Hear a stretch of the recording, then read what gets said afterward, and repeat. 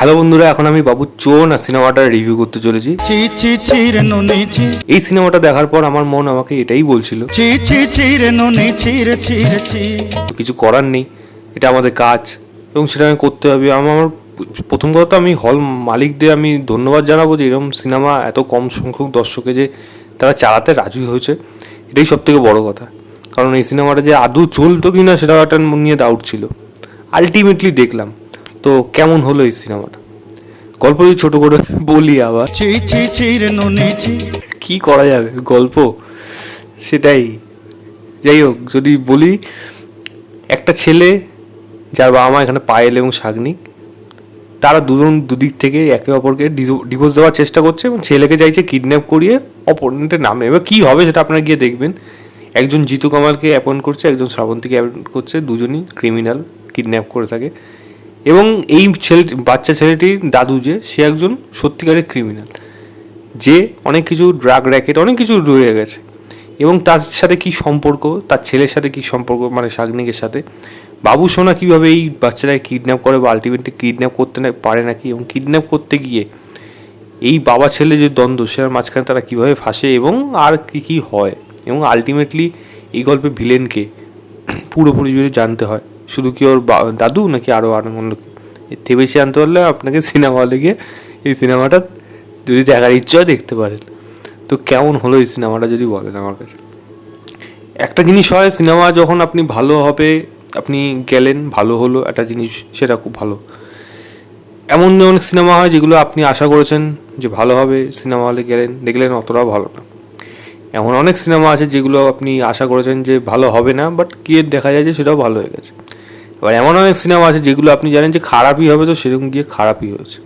আমি যদি কিছুদিন আগে রিলিজের কথা বলি, ব্যাড অ্যাস রবি কুমার, আমরা জানতাম সিনেমাটা খারাপ হবে, তবু কিন্তু দেখেছি সিনেমা হলে।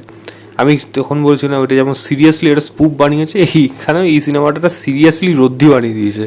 মানে তারা, আমি জানতাম এটাই বানাবে এবং সেই জিনিসটাই তারা বানিয়েছে।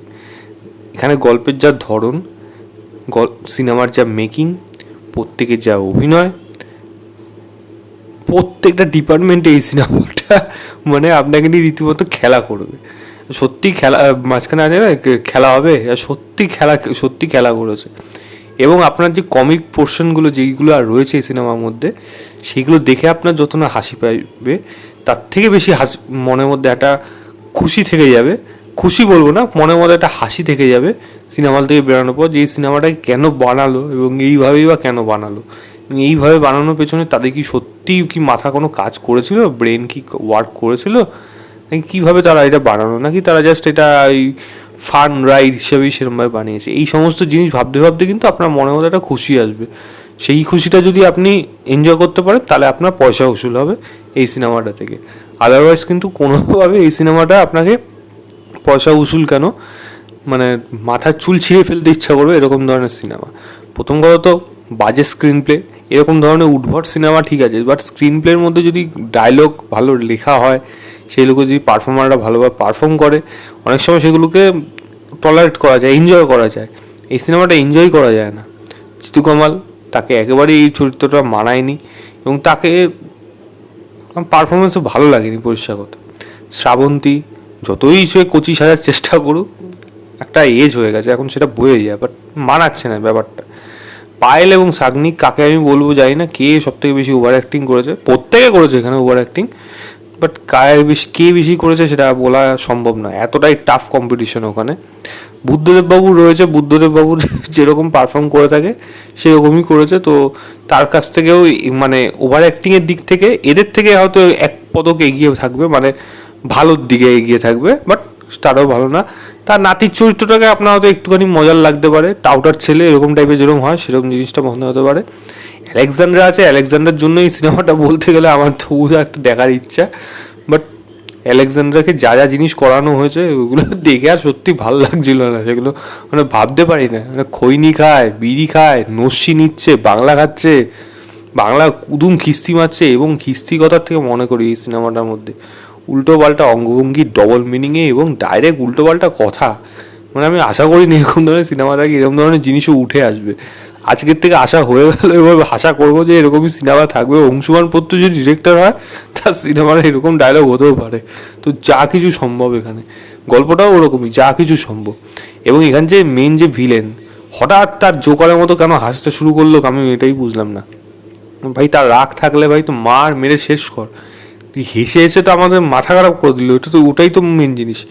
তাহলে যদি এটা তার প্রশংসা হয়ে থাকে, আপনার ভেবে থাকেন এটা প্রশংসা, আর যদি সত্যি আপনার মনে হয় যে এটা কি হয়েছে যখন দেখবেন জোকার, আবার ভাববেন না যে রাস্তার জোকার বলেছি, হলিউডে ডিসির জোকার বলেছি আমি। হ্যাঁ, তো কত বড় তুলনা সেটা ভেবে দেখুন আগে। তো সেরকম হঠাৎ করে কেন হাসতে শুরু করলো এটাই বুঝিনি, সেটা বোঝার দরকার নেই। মনের মধ্যে এটাও একটা অদ্ভুত জিনিস, এটাও আপনার মনের মধ্যে একটা খুশি নিয়ে আসবে যে কেন ওরকম হাসলো, এটাও একটা কিন্তু প্রশ্ন, যেটা আপনি কিন্তু সিনেমা হল থেকে বেরিয়ে আপনার বাড়ি আস্তে আস্তে মনে হবে। তো যাই হোক, এই ছিল আমার ওভারঅল, কী সব বলছি, এই ছিল আমার ওভারঅল রিভিউ বাবু চোন আছে বলে সিনেমাটা, যেটা সিনেমা হল থেকে বহু চর্চিত এবং মানে খুব লড়াই করে এই সিনেমাটা টিকিট পেয়েছি, সেইভাবে আমি দেখে আসলাম। বাকিটা আপনাদের ব্যাপার, আপনাদের যদি দেখার ইচ্ছা গিয়ে দেখতে পারেন। ভিডিওটা ভালো লাগলে লাইক শেয়ার এবং স্টার ফার জিজ্ঞেস করবেন না, একদমই না, ইউনিভার্সের বাইরে সিনেমা, মাল্টিভার্সের সিনেমা এটা। বাই।